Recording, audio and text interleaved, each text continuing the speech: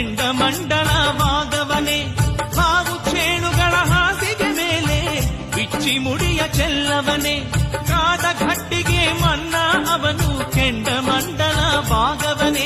ಹಾವು ಚೇಳುಗಳ ಹಾಸಿಗೆ ಮೇಲೆ ಬಿಚ್ಚಿ ಮುಡಿಯ ಚೆಲ್ಲವನೇ ಬಾಯಲ್ಲಿ ಕಳ್ಳಿಯ ಹಾಲು ಕೈಯಲ್ಲಿ ಎಕ್ಕದ ಕೋಲು ಬಾಯಲ್ಲಿ ಕಳ್ಳಿಯ ಹಾಲು ಕೈಯಲ್ಲಿ ಎಕ್ಕದ ಕೋಲು ಮಿಟ್ಟ ಮಾಡಿ ಬಂದಿಯ ಹೊಡೆದು ಆನಂದ ಪಡುತ್ತಾನೆ ಸತ್ತಿಲ್ಲ ಮಗಳೇ ಅವನು ಸುಖ ನಿದ್ರೆ ಮಾಡುತ್ತಾನೆ.